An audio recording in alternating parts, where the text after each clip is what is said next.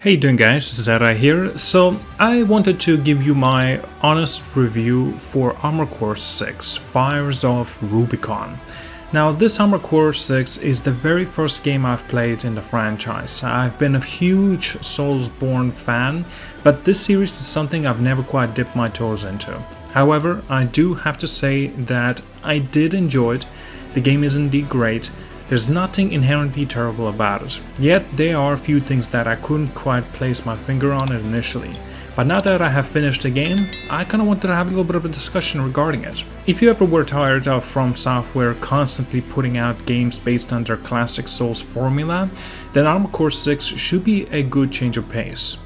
Right off the get-go, the game is far more linear. It's got much simpler level design with a moment-to-moment action set pieces, and to keep the fun going, of course. Now, the moment-to-moment action is incredibly fun to look at, with explosions all around you, visual effects going absolutely wild in this game. There's a lot of and tons of creativity that went into designing most of the enemies and locations in this game. Though it can look quite a drab at times with its brutalist metallic architecture. Now the same can be said for the mechs that you play as and use.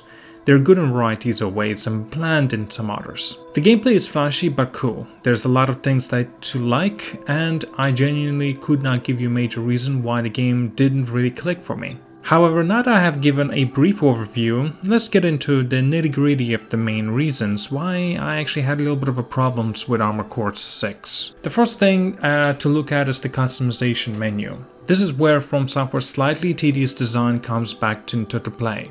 You can't equip and unequip items when you're in the store, so you can't sell items that you have equipped on you right away. Instead, you'll have to go out of the menu, back into equipment customization to unequip, then go back into the store and then sell it. Then you also can't equip the weapon you buy in the store right then and there. You have to go back into equipment customization and equip it.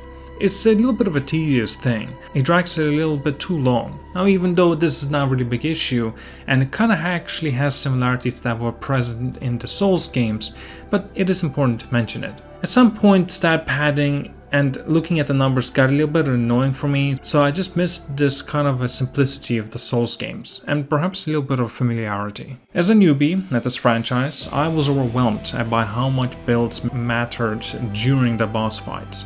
Of course, I don't want to farm too much and grind for AP to level up and kill bosses far easier. I just want to enjoy the game, with a build that I found quite comfortable to use. It is the taste thing, I get that, but that freedom should be allowed. In Souls games, you can pick any build you want and tackle bosses in quite a lot of varieties of ways. It's a sense of freedom that you simply cannot find anywhere, at least not here in the Armored Core 6, unfortunately. You just constantly have to bash your head against the same boss, but of course you'll have to try it with different varieties of builds. This is just becoming tedious and unnecessarily a grind, with barely any progress to see for yourself. Builds matter too much, to the point that most of the late game is mainly dependent on spending as much time looking at the numbers in the store and customization menus as possible. Too many weapon options, too many options to switch up builds. Is it simply overly bloated with options that are kind of pointless perhaps? I only found 2 or 3 weapons loadouts to be the most effective. So, and having so many of options is always great, genuinely is. I know that even older Armored Core games had far more options. But if you find that there's particular weapons or stuff that are just way too good, why in the world would you use anything else other than those things? Small encounters barely matter anymore. All you get in the late game are mini bosses. If there are small encounters, they're simply too easy to give much of a shit about. It's just a bit sad that you have to constantly rely on the same playstyle to actually have fun, otherwise it'll become too much of a skill issue. Now, talking about the missions, they're basically the same level design that you would expect. You stab Pat and kill enemy grunts until you reach the end, and there will be a boss fight. There's not a lot of story here. Of course, it is From Software game. Run around and kill for Balam. Anything Walter tells you to do, you simply have to do it, and that's just it. Now, I kind of get the idea of that, since you are a mercenary and you're supposed to get the credits, get as quickly as possible and as much as possible to make the purchase of different options and customizability. And thankfully, of course, due to these different varieties of missions, occasionally there are a little more varieties as well. Some missions can last up to 40 minutes, some missions can last up to 5 minutes. Thankfully, the visual spectacle increased in the latter half of the game, which made it really fun to look at the very least. The bosses though, well, that's where the game becomes fun again. You see, that's a classic From Software boss design that comes into play again. You have incredibly tough bosses. Take the chapter 4 boss IB01 for an example. The boss has countless moves to throw your way. Each time a move comes out, you would not expect it. It takes you dozens of runs to realize the attack patterns, and then you're able to actually do something about them. However, since this is Armored Core 6, you'll eventually realize that your build is not optimized to fight this specific boss, and so you'll just have to keep switching shit until you find the right loadout to mess this boss up.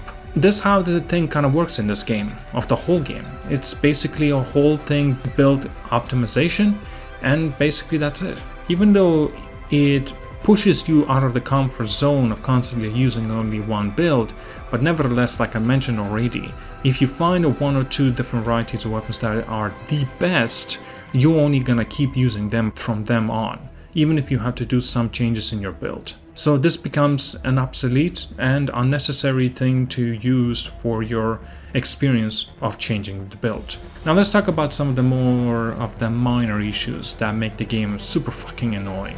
The classic From Software camera. You lock onto the boss, you're battling it out on low HP and you have it all under control. Suddenly the boss dashes out of your line of sight, breaks your lock on, and appears behind you and lands one shot. Things like that are not fun, because you got your eyes on the enemy and then suddenly they just once shot you from the behind. Like, what's with this lock-on system? Then you have the big gimmick bosses, where you just kind of wait around and shoot the vulnerabilities in those huge ass boss areas.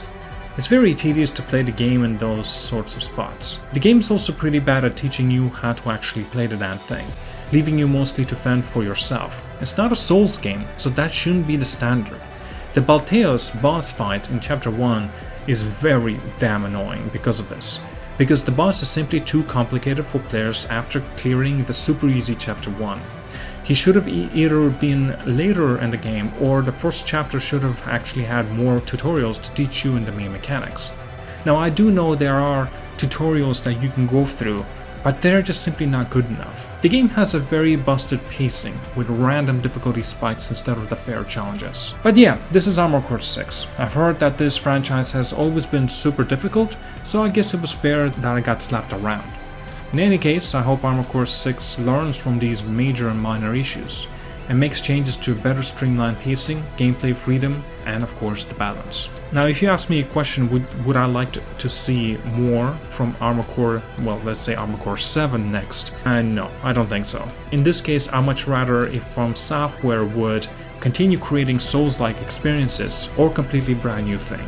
But that's just me. Do let me know what you think about Armored Core 6 if you have already played it. Like and subscribe, see you guys all, and have a wonderful day.